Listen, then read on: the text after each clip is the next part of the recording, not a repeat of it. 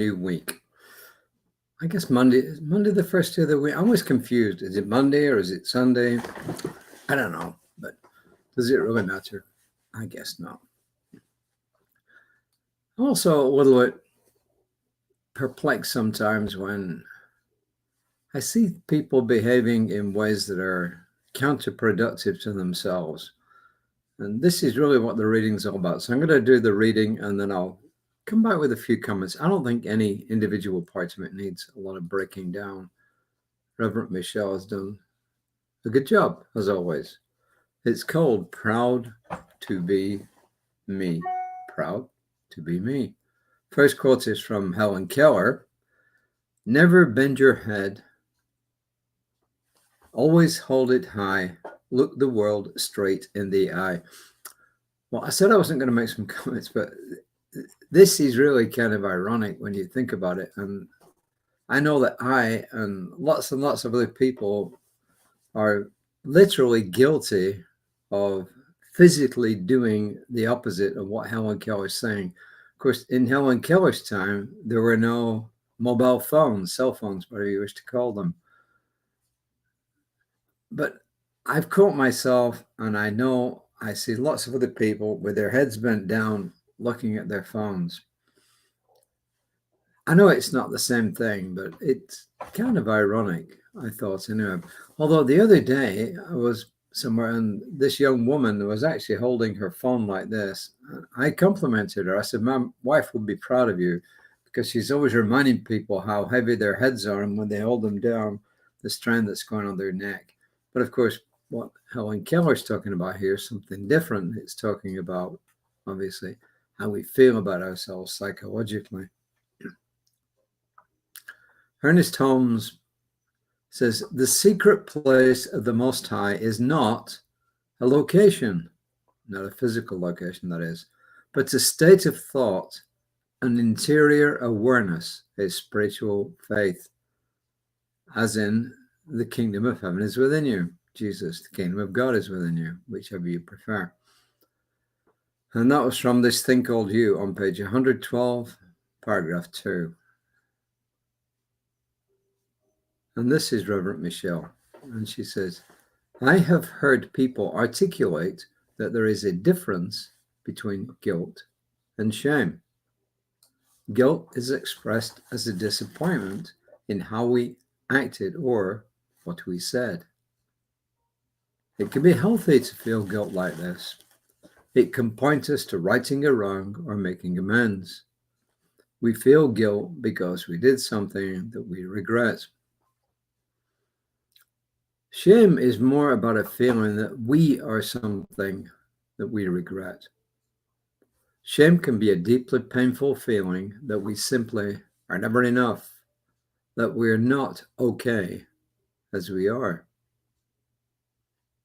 When we feel filled with shame, we feel like the energy of our being is being tamped down. We find it difficult to express ourselves and also to live our lives. We hide ourselves away from others. Shame can be debilitating. We do not have to live this way, even though we may feel we do. Transcending shame usually requires courage, the courage to embrace who we are and to share ourselves with others. The reality is not that everyone will, the true reality isn't that everyone will appreciate and approve of us. We feed our shame because we believe the approval of others is vital. If we accept that our approval of ourselves is vital, then we authentically share ourselves with people in our lives and we stand proudly and faithfully in our authenticity. We can then begin to heal shame and to live proudly as our truest selves. There's nothing more joyful than living out who we are, just the way the divine made us. The way it was expressed to me was guilt is when you regret something that you did. I did a bad thing. I did a shame. I did an awful thing. But shame doesn't say I did a bad thing. Shame says I am a bad person. And that's always explained to me. I did a bad thing. I'm a bad person. So shame is obviously a lot more deep down. Robert Michelle says that guilt can be a good thing. Well, yes, a certain amount of it can, but I tell you, growing up, I was made to feel guilty about everything, even things that were not wrong. The problem, I think, with guilt is the fact that often we are reacting to other people's opinions of how the world should be. So if you're told a certain thing is bad and you did it, you feel guilty for it. But it's not necessarily a bad thing in itself. Back to what you were saying, that guilt can help. Yeah, it can say, okay, I did this, I shouldn't have done it, I need to make amends.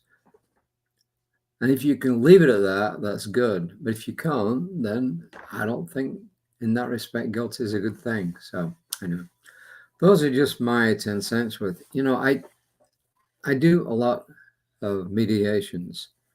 And most of what I'm doing, well, everything I do involves people. It always involves feelings.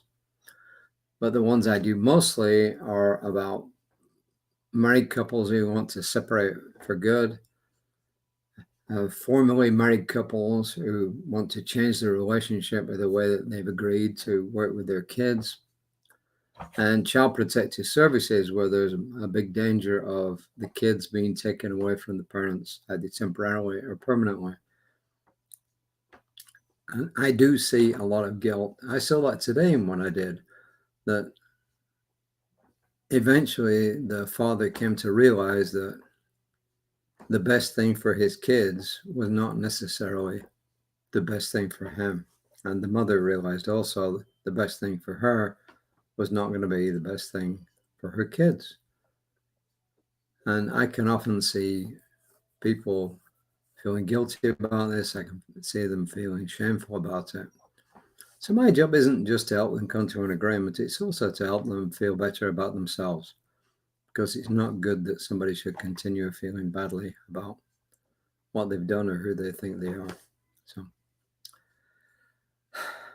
once again, spiritual mind treatment and doing our meditation, quiet time, readings like this, it's all good and it all helps us to get over these things. But sometimes we need help. We need professional help, either from an orchestra practitioner, a minister, a psychotherapist, a psychologist, some person who's trained actually to help you get through these things. So if you need help, hey, reach out, because we need you to be a whole person. The affirmation is, I proudly and powerfully embrace who I am and live from my authentic self. I proudly and powerfully embrace who I am and I'll live from my authentic self.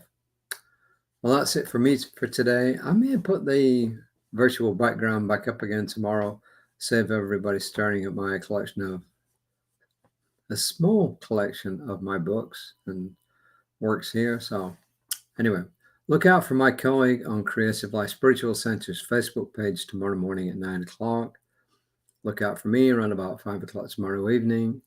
Please take care of yourselves. I thought we were going to get some rain this afternoon, but didn't quite happen. But one of these days we're going to get back into plenty of rain to make things, or continue to have things stay green and save my bill from watering the lawn. So till next time, namaste.